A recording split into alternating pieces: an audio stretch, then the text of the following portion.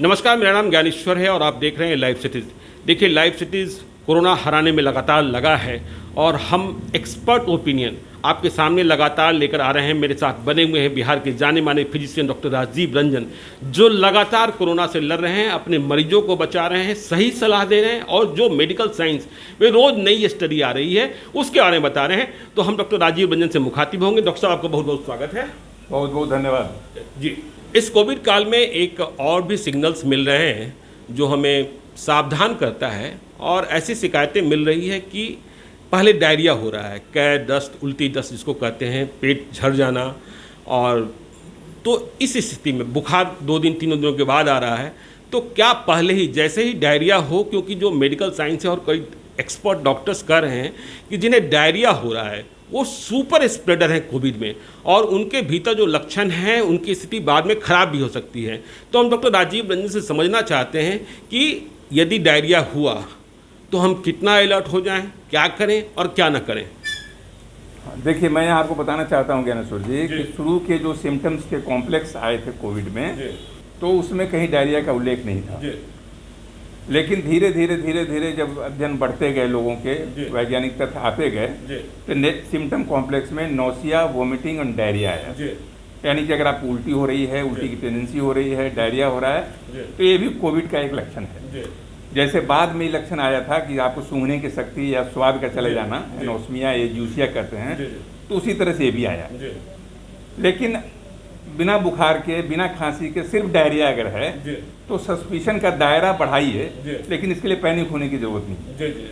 लेकिन अगर आप कॉन्टैक्ट की हिस्ट्री है, आपके घर में किसी को है और चाहे उसके तुरंत बाद बुखार आ गया, तो आप टेस्ट की ओर चले जाइए और डायरिया का तब तक सिम्टोमेटिक इलाज करते रहिए। अगर ये पॉजिटिव आ गया, हाँ, एक बात का ध्यान रखना है कि डायरिया अगर है, जो आपने सुपर स्प्रेडर की बात की थी, स्टूल से वायरस पास होता है। तो अगर आपने उसी बाथरूम का इस्तेमाल कर लिया जहां वो स्टूल पास किया है जो मरीज, और फिर उसी में आप चले गए, तो स्टूल से वो वायरस आपको आ सकता है। तो इसलिए स्टूल से डेफिनेट हो गया है कि स्टूल से, सीमेन से,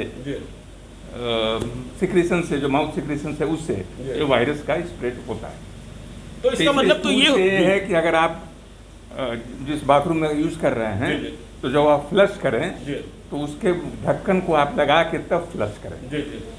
ऐसे फ्लश कर देंगे ओपन ढक्कन में, ओपन पैन में, तो सारा का सारा वायरस जो है ऊपर आ जाएगा और कहीं न कहीं आपको परेशान कर सकता है। तो इसका मतलब तो सीधा यही निकल रहा है कि डायरिया हो रहा है, या वैसे भी यदि आप बाथरूम का इस्तेमाल कई लोग कर रहे हैं तो आप उसे पहले, दूसरा लोग यदि कोई प्रयोग कर रहा है उसके पहले उसे डिसइंफेक्ट कर लें, सैनिटाइज करें, लोगों करके तब जाएं। कोशिश करें कि अपना अगर सेपरेट बाथरूम है तो और अच्छी बात है, लेकिन अगर कॉमन बाथरूम है उससे बचें। आजकल के ज़माने, जो पहले भी मैं आपके टॉक में कह चुका हूँ कि कॉमन लैट्रिन, कॉमन बाथरूम से जहाँ तक हो सके बचने की कोशिश करें, क्योंकि स्टूल से वायरस पास हो रहा है। सामान्य रूप से डायरिया हो, उल्टी और दस्त हो, तो कौन सी दवा खा लें जिससे आदमी को तत्काल रिलीफ मिल सकता है? सारी दवाइयाँ, जैसे ओंडेस्ट्रन है उल्टी का, ओंडेम जो मार्केट में आता है, बहुत कॉमन चीज़ है, तो वो आप खा सकते हैं।